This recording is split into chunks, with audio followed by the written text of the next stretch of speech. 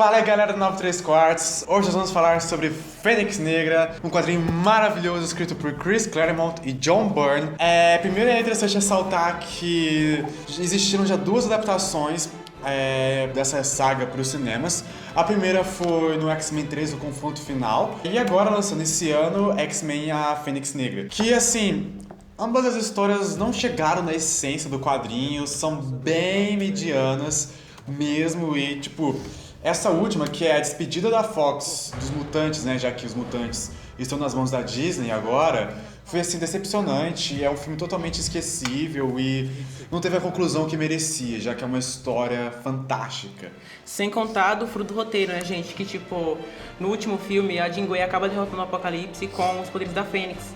E na sequência desse filme tem a Jean Grey ganhando os poderes da Fênix. Então como ela poderia derrotar o Apocalipse com os poderes que ela ainda iria ganhar?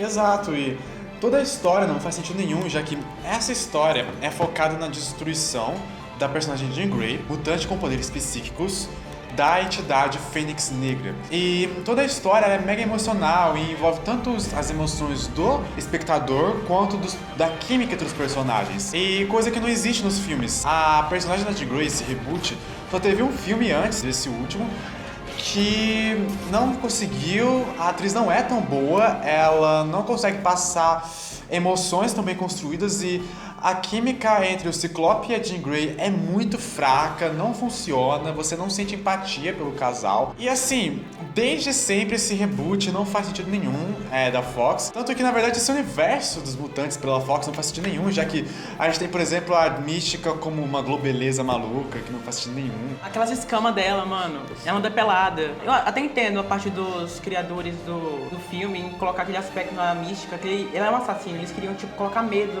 nos espectadores.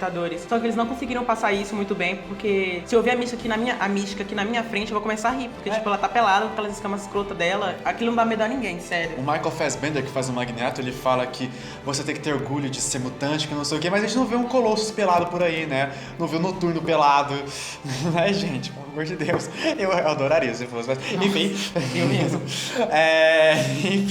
Enfim, se você não viu os filmes, não veja e leia o quadrinho. O quadrinho é um clássico da Marvel, assim, mudou tudo o que aconteceria entre os quadrinhos. E assim, definitivamente leia. Se você nunca leu um quadrinho na sua vida, comece pela saga da Fênix Negra, porque é completinho.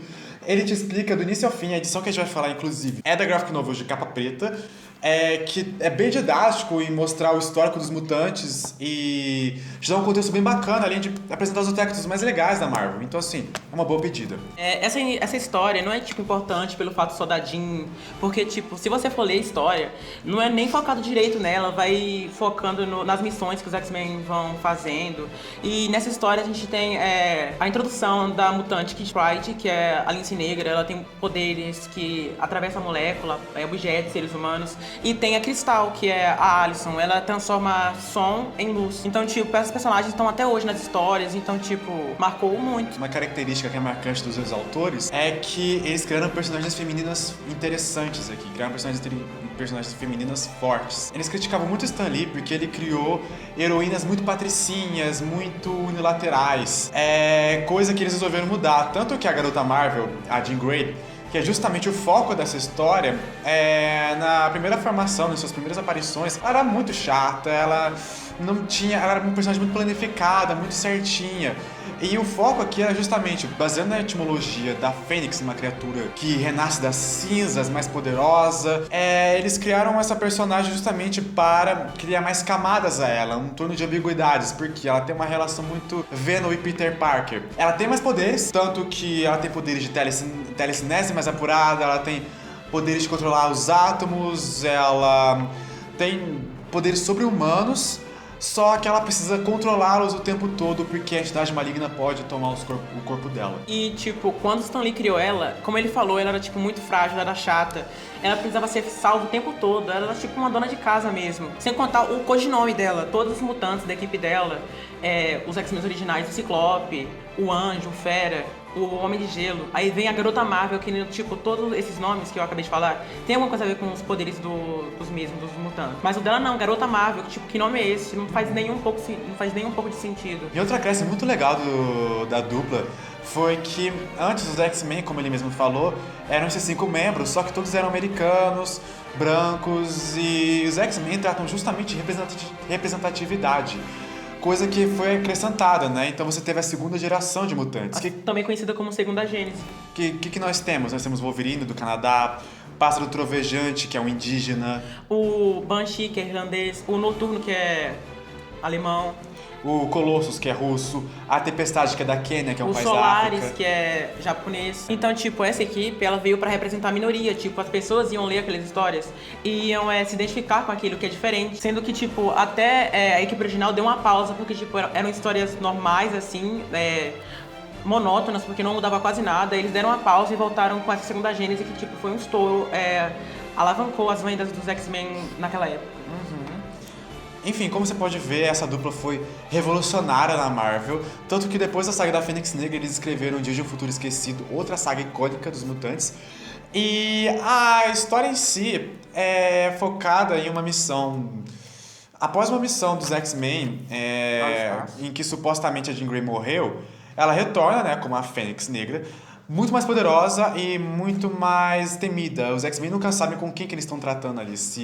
Nem os próprios criadores sabiam o que ela se tornaria. Tanto que no final ela se tornou uma vilã. E a história toda da edição da Graphic Novels é muito mais focada em missões simples dos X-Men enfrentando o Clube do Inferno, que seria um grupo nobre de seres malignos que eles desejam o poder dessa mutante. Então o Mestre Mental, ele passa a distorcer a mente dela, aos poucos, para desbloquear a Fênix. Sendo que o Professor Xavier, ele já havia, tipo, colocado barreiras específicas na mente da Jean, temendo esse poder da Fênix. Ele e ela mesma colocou esse poder, porque eles já temiam, eles eram precavidos, eles sabiam que aquele poder podia danificar, entre aspas, a equipe.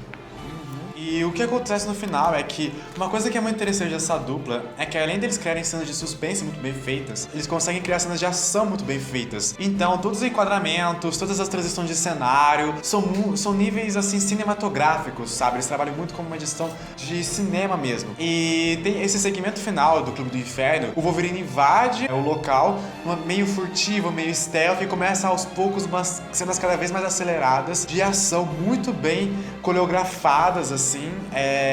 E assim, é incrível, é espetacular o que eles fazem. Tanto que após a Jean Grey sair do Clube do Inferno, ela não é capaz de controlar os poderes da Fênix Negra e ela acaba engolindo um sol inteiro, destruindo. Ela não, acabou controlando os poderes. Quando ela derrotou o Clube do Inferno, as barreiras que ele já havia colocado na mente dela haviam sido quebradas com o choque que ela teve, porque o Mestre Mental colocou uma ilusão na cabeça dela, pensando que ela estava vivendo a vida de uma antepassada, só que não. Essa ilusão foi quebrada e esse choque na mente dela fez ela quebrar as barreiras e ela teve que, E os X-Men até tentaram vencer ela, só que eles perderam completamente, porque, eles estão lutando contra a Fênix. E a Fênix,